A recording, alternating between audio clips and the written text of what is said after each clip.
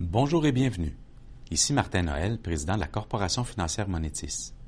J'aurai le plaisir de vous accompagner au cours de cette présentation intitulée « Pourquoi utiliser les options ».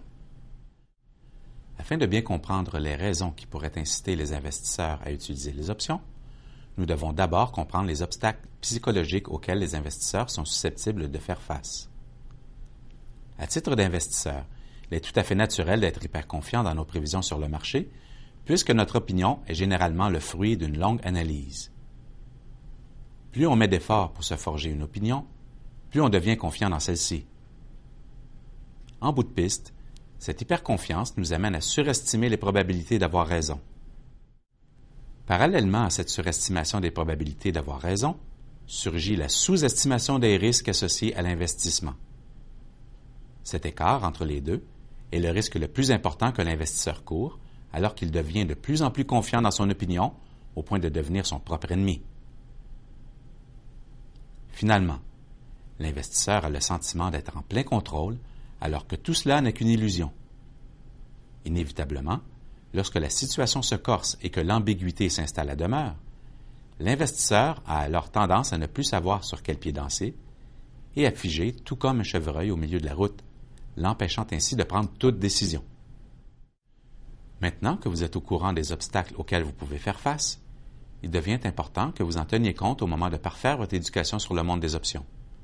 Vous apprendrez à protéger vos placements, vous apprendrez comment générer des revenus supplémentaires sur vos placements, et vous apprendrez à utiliser l'effet de levier de manière efficace tout en identifiant les risques auxquels vous serez exposés. Maintenant, prenons quelques instants pour prendre connaissance des mythes liés à la négociation des options. Le premier mythe traite de la difficulté à comprendre les options. En réalité, les négociateurs professionnels utilisent des stratégies parfois complexes, ayant des paramètres de rendement et de risque bien définis, qui pourraient rebuter un investisseur débutant. Cependant, de manière générale, les stratégies de base sont relativement faciles à comprendre et à appliquer. En y mettant un peu de temps et d'effort, il est possible d'acquérir les notions de base qui vous permettent ensuite d'utiliser les options sans trop de complexité. Le mythe suivant traite du risque associé aux options. En vérité, lorsque les options sont utilisées de manière hasardeuse, un investisseur peut alors tenter de prendre avantage d'effets de levier démesurés sur un produit qui a une durée de vie limitée dans le temps. En contrepartie, lorsque les options sont utilisées de manière prudente, elles peuvent servir à réduire la volatilité des rendements d'un portefeuille. Elles peuvent également servir à mesurer le risque auquel est exposé un investisseur et peuvent être utilisées de manière à générer des revenus supplémentaires dans un portefeuille. Le prochain mythe que j'aimerais couvrir est celui qui mentionne qu'en négociant des options, les investisseurs perdent toujours de l'argent au profit des professionnels. La réalité est que les investisseurs ont la liberté de choisir d'acheter ou de vendre des options et que celles-ci sont évaluées selon le risque lié à la volatilité des actions. Par conséquent, du moment que vous savez ce que vous recherchez, vous pouvez toujours utiliser les options pour optimiser vos résultats. Le mythe suivant veut que les options soient le moyen idéal pour devenir riche rapidement.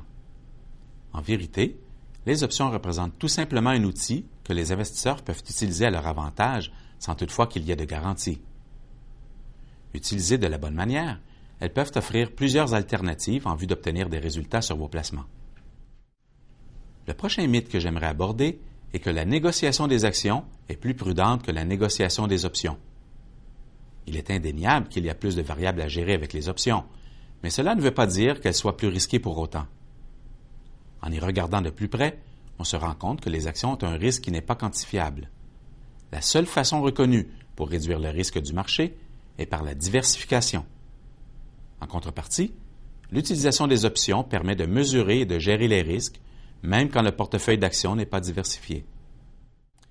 En résumé, si vous prenez le temps d'apprendre à utiliser les options de manière efficace, vous obtiendrez plus de flexibilité dans la gestion de votre portefeuille, qui sera par le fait même plus efficiente. Vous serez à même de mieux protéger votre portefeuille par une meilleure gestion des risques. Vous serez également en mesure de générer de manière constante des revenus additionnels sur vos placements. Finalement, vous serez en mesure de mettre en place une plus grande diversité de stratégies que la simple détention des actions à long terme, communément appelée « buy and hold » en anglais. Merci de vous être joints à nous et à la prochaine.